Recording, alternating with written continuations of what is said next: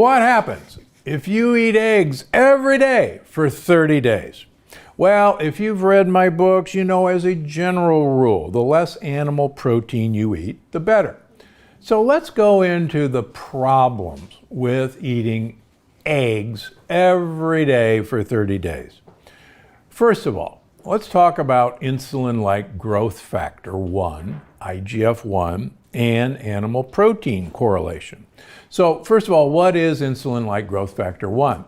Well, insulin-like growth factor, as the name implies, is a growth hormone, growth factor, and it looks a lot like insulin. Now, most of us produce insulin-like growth factor, and we should. In fact, up until the age of 40, we, in general, produce a lot of growth factor because we're growing. After age 40, however, our insulin-like growth factor should decline. Why? Because if you look at super old people, late 90s, early 100s, in my practice and in other practices, they tend to run very low insulin-like growth factors. And if you look at people who have low insulin-like growth factors, they have a very low incidence of cancer development, as opposed to people who have a high insulin-like growth factor actually have a very high rate of cancer development. And it makes sense. Growth factor. As we get older, quite frankly, there's nothing in us that we want to grow. There are really three factors that influence our level of insulin-like growth factor. One of them is the more sugar we eat or things that turn into sugar, the higher our insulin-like growth factor goes. But the second is the more animal protein we eat, and that includes eggs, the higher our insulin-like growth factor goes. The third factor, which I talk a lot about in Unlocking the Keto Code, is the more time-restricted eating, intermittent fasting we do, limiting our eating window to about 6 to 8 hours per day, the lower our insulin-like growth factor. And as I talked about in one of my earlier books, St. Louis University in St. Louis, Missouri, has a big nutrition center where they've studied calorie-restricted individuals. And this is the Calorie Restriction Society, where in general they eat 30% less calories per day than normal in an effort to live a long time. They took these people and asked some of them to substitute a purely vegan calorie source and followed their insulin-like growth factor. And their insulin-like growth factor in these calorie-restricted people dropped over 50 points just by eliminating animal protein.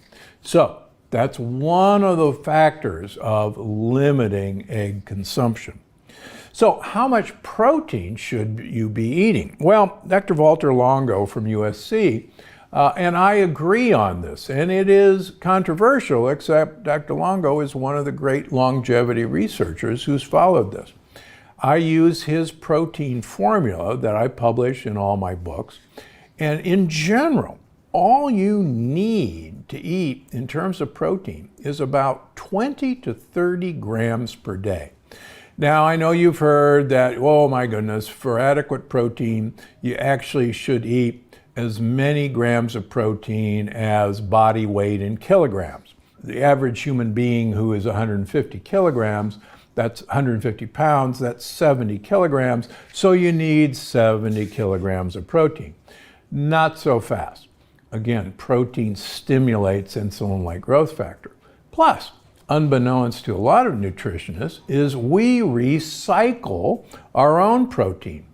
Every day we slough about 20 grams of protein into our digestive tract from cells that line our intestines, and we eat that protein.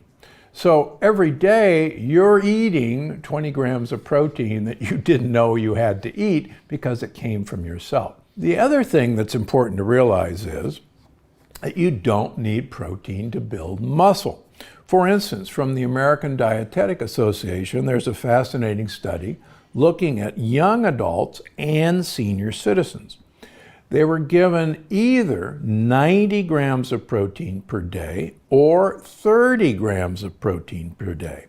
It turns out that the 30 grams of protein completely provided for muscle synthesis in both the young people and the old people.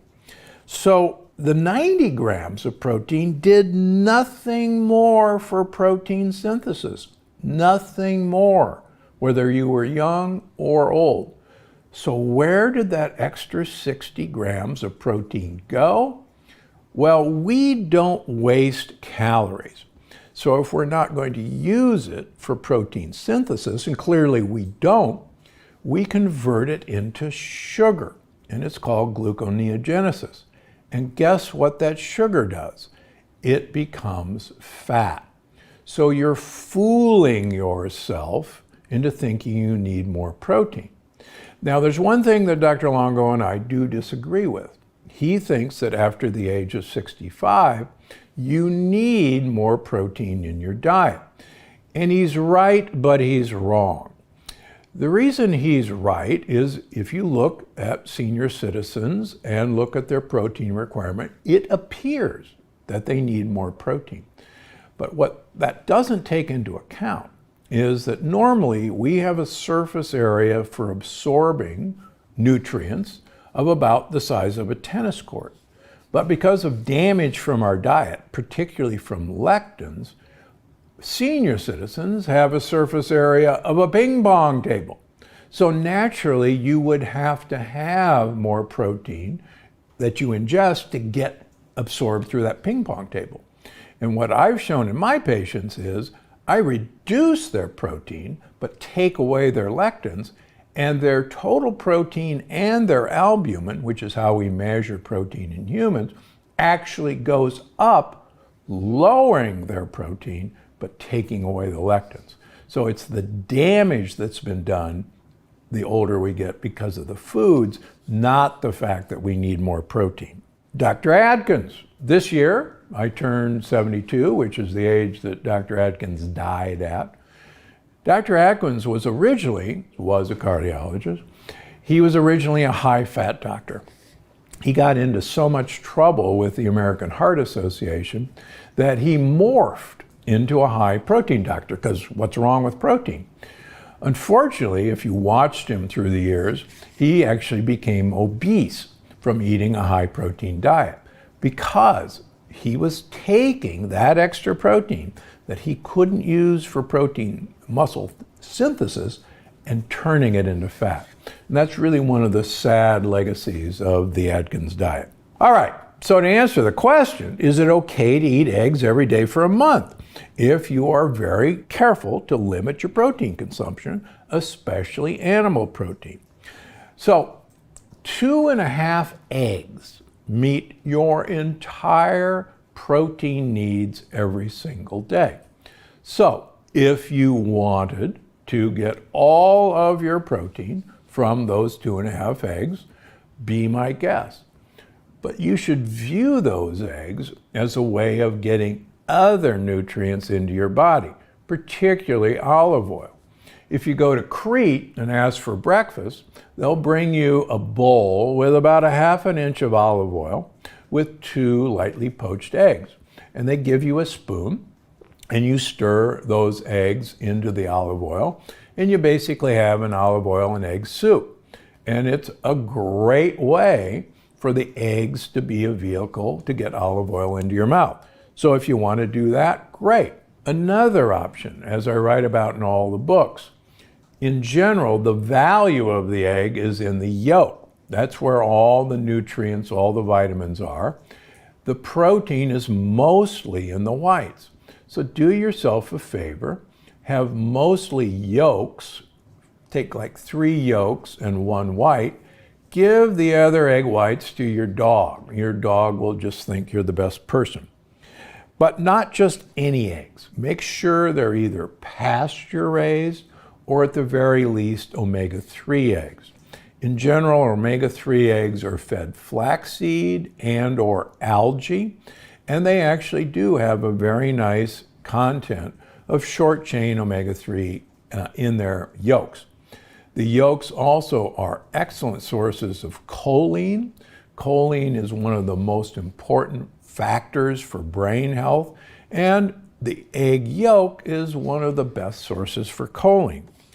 Now beware if you see free range or cage free. Those chickens by law never have to go outside. Be wary of the words organic. First of all, you can't make bugs organic, but you can make corn and soybeans organic.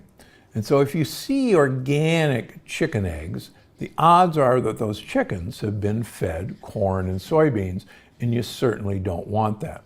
Unfortunately, I have a number of patients with autoimmune diseases where it was the organic chicken eggs that was part of the problem in causing their leaky gut. Instead of eggs for breakfast, try some alternatives. Most store-bought yogurts have tons of sugar, so buyer beware. Most store-bought yogurts, even Greek yogurt, contain the wrong protein called casein A1. Get yourself some plain goat yogurt, get yourself some plain sheep yogurt. If you want it sweetened, buy some allulose. Allulose is a true sugar that has no calories, that is actually a prebiotic. So you can get the probiotics from yogurt, mix in some prebiotics, and you're good to go. Also, there's another great yogurt that I've actually had on my podcast, The Founder, called Lava yogurt, L-A-V-V-A. It has pili nuts and coconut, and it has a generous dollop of prebiotic fiber from green banana already in the mix, and it has living bacteria by certification. It's a great option. Look for it in most Whole Food stores. Have some Pop sorghum cereal with coconut milk, but please make it the plain coconut milk. Have a sliced avocado drizzled with olive oil. I recently returned from Paris. That's what I had for breakfast every morning. They didn't blink an eye. Out came my sliced avocado with olive oil. No one said, gee, what a funny request. This next one is sure to surprise you. Good sleep actually stops you from becoming insulin resistant, and good sleep stops you from becoming carbohydrate hungry.